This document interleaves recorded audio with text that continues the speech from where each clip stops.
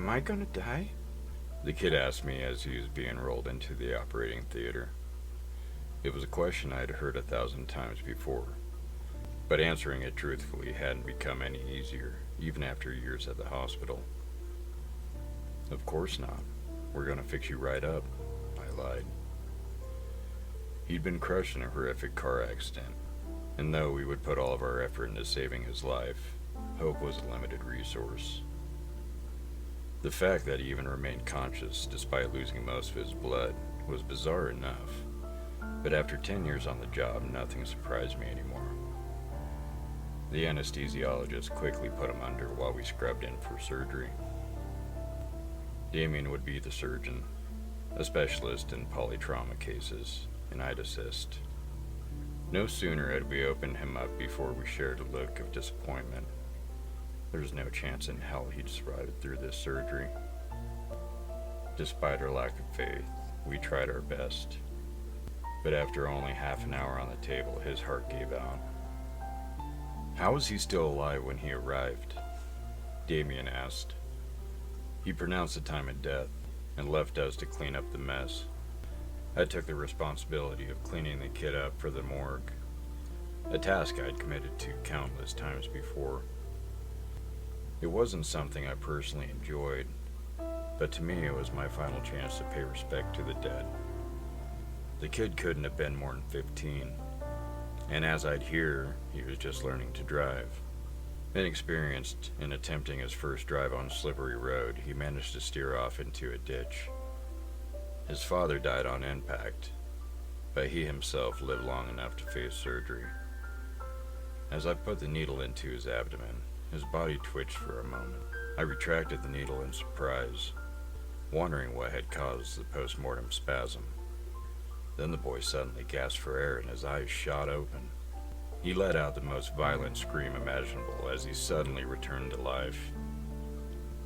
"Help me," he begged with a guttural voice as I stumbled back in panic and slipped onto the floor. I called for help, and the rest of the team came running into the operating theater, each panicking as they witnessed the dead boy screaming on the operating table.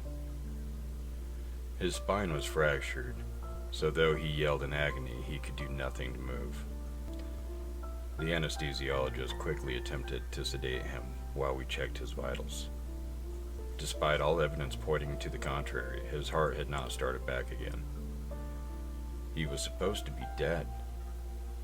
I started my chest compressions, desperately trying to get his heart going. I cringed to the sound of his ribs cracking beneath my hands and the boy's screams turning into gurgles as he was unable to gasp for another breath.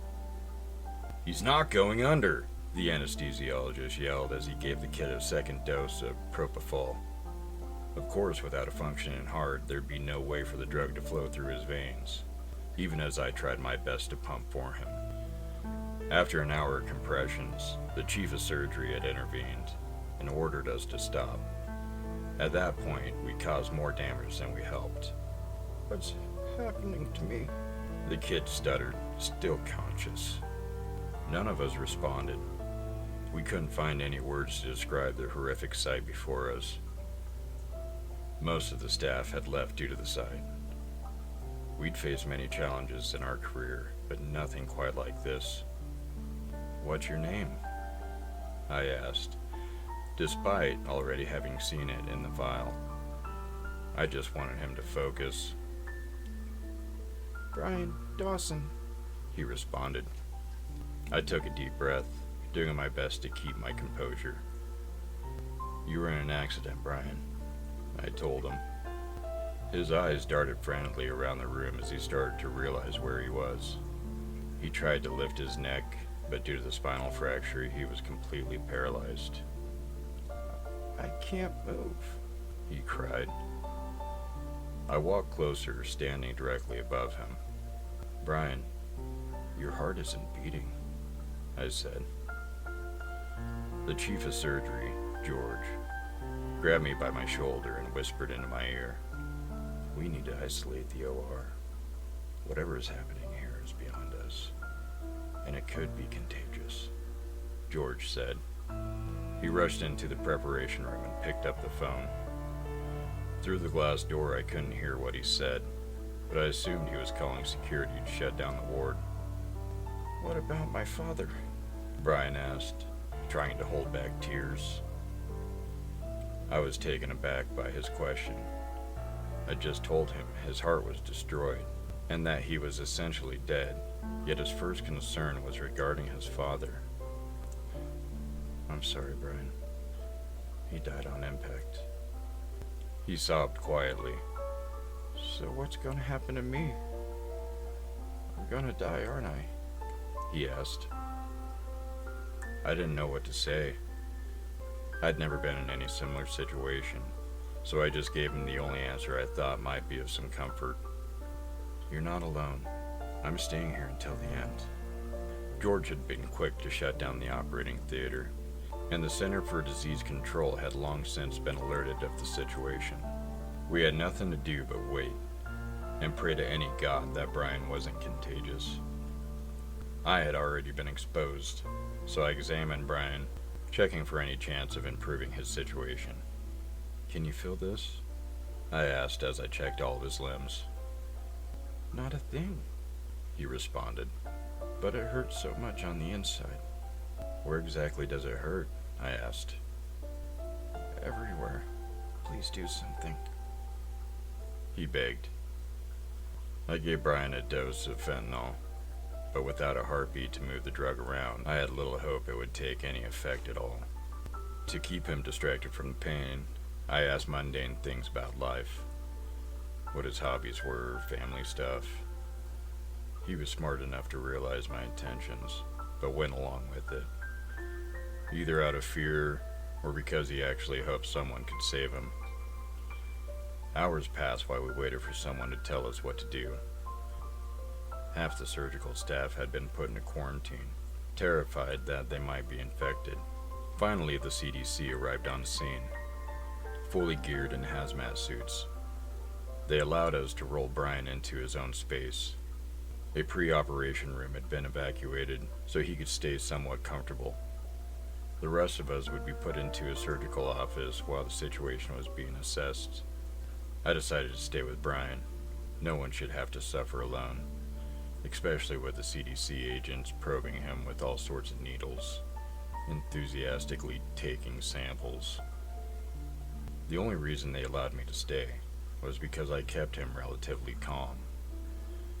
We talked through the night. After the procedures were finished, I couldn't sleep, and I doubt Brian was physically capable of it. My eyes feel a bit weird, he said. Do they hurt? No. The edges are just kind of blurry. It's weird. I left to talk to George, who was still working around the clock, calling around, making sure the other patients were redirected elsewhere. What if we put the kid on a heart-lung machine? I asked. George put the phone down for a moment and sighed. Then what? He has no functioning liver, his aorta is cut into pieces, and his intestines shredded. Even if we got him a new heart, he'd never survive, George responded. Just keep him company while you can.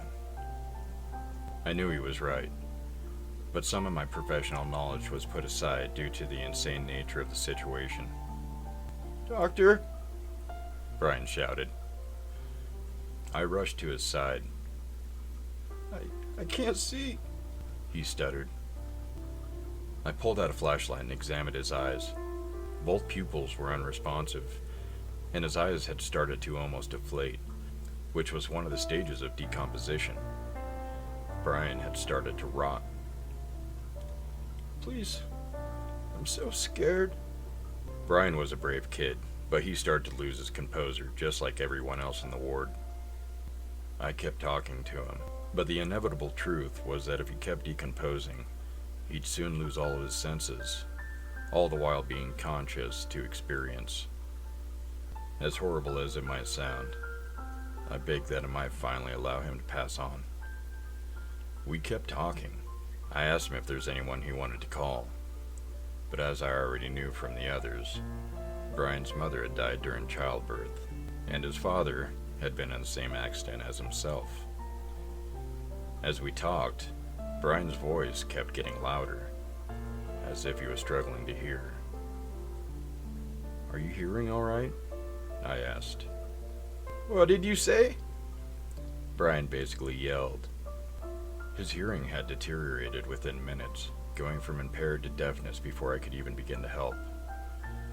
With him being blind and deaf, we no longer had a way of communicating. No matter my attempt, I couldn't comfort the dying kid, and the CDC quickly decided that my presence had become unnecessary. Brian kept screaming in terror and agony after I left.